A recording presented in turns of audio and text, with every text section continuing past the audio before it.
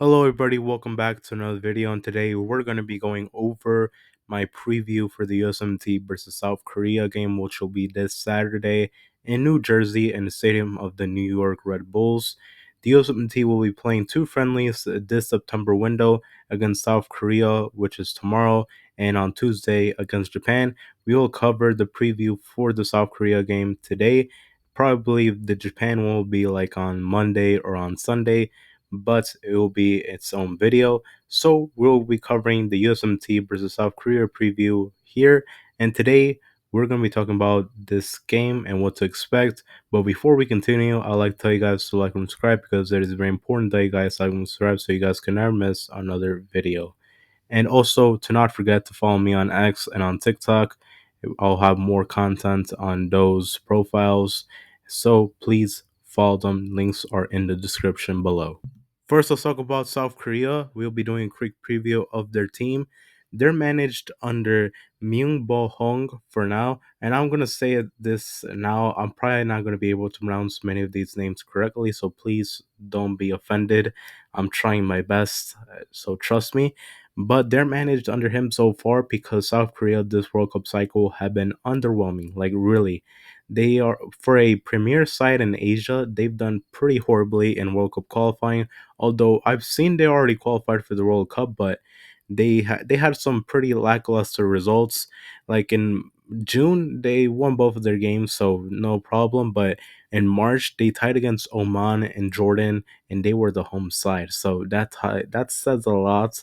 And early on in the cycle, they were managed under Jurgen Klinsmann, and I think they lost the game to Jordan 2-0, and that's what that game got him sacked. So yeah, it's not been a good World Cup cycle for South Korea so far, but still, this is a team with talent. Of course, they got Heung-min Son, which is the best Asian player of all time. He's now with LAFC, but still a player with a lot of quality. And of course, they got Kang In Lee from PSG. I know he's not a solidified starter for PSG, but he is a key rotational player for the French Giants and current champions of Europe. And Min Jae Kim, not the other Kim that you might be thinking of, but Min Jae Kim from Bayern Munich. He is a center back, and last season I heard like he was pretty underwhelming, but I've read that he was struggling with an injury or some type of soreness. So for this season, expect him to be playing 100% for both club and country. So in short, South Korea is basically a national team that is consisted of a mix of players that play in the Korean League or in the Japanese League and players that play abroad in Europe or in the case of Heung-min Son in MLS. So it's a team that has a few talented players, but they've been struggling so far considering that they are an Asian giant. Now let's go to the USMNT. The USMNT are coming off a summer where they were runner-ups in the Gold Cup. We came off this summer with more questions rather than answers. More importantly, because the road to reach the final, like we were looking like shit. To like, we got to be completely honest with ourselves. We looked like shit throughout the tournament. Before the tournament, it was even worse. Like Switzerland and Turkey, which were harder games than whatever we played in the Gold Cup, we looked even worse. Like we lost to Switzerland 4-0. We were losing 4-0 at halftime against them. And then against Turkey, like it was complete dog shit that we saw during those friendlies. And then the final against Mexico, like outside of that early goal, it was all Mexico. Like Mexico were basically controlling the game, and this is the worst Mexican side in years. So we came off the summer with more questions rather than answers. A roster full of MLS players, just having to count on Malik Tillman, Chris Richards, and Tyler Adams, and Diego Luna throughout the tournament. Matt Freese, maybe him, you can include him too. But outside of that, the players were underwhelming. But basically, it's the same roster, just having to add a few no high profile names like Christian Pulisic, Serginho Dest, Florian Balogun, and Josh Sargent, and Timothy Weah. Talking about Sergio Dest, finally got that we get to see him again on the national team. He's a player that gives it his all, player with flair, a very entertaining player to watch when he puts on that USMNT jersey. So glad we get to see him again. And basically, I'm not looking forward to this camp at all. I think we're gonna do. I don't think we're gonna watch nice soccer at all, considering that most of the squad plays in MLS. Additionally, I don't think Poch is taking this camp seriously at all. Like I know like that call up of Flow of being an additional player, like I know he might have had some few people off their seats. Finally we get to see Flow again, but considering that this dude was about to call up Brian White before he got injured, like holy shit. Like I was not amused with that fact at all. And then the other player that got added to the roster was Christian Roldan. I know he might have looked pretty good against Inter Miami, but Inter Miami is basically like a squad full of old heads. Like I do not know like why is this dude again with the national team?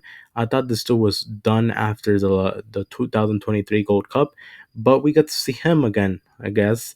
So basically, in short, Poch, I mean, like this roster is not convincing at all. Now let's go with the probable lineup for South Korea.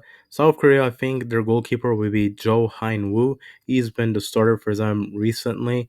And then in defense, it's like their defense is basically just J League players plus Kim, who plays for Bayern Munich. So of course Kim is gonna start, but I do not know much about the other guys since they play in the K League. I do not know what the Korean league is called, but they basically play in the Korean league. And then Huang plays. I know he plays in for Feyenoord in the Eredivisie. And then Song Ho Pike, he plays for Birmingham City. He hasn't been a starter for them yet, but considering he started out the season pretty good from what I see with Birmingham City, I think he'll start for this game. I think they'll give him a look. And then Jai Sun Lee from Mainz, I think he's playing with them right now. He's been pretty decent for them last couple of years. And then Son and Kang In Lee on the wings, they'll be depending them a lot for offensive output.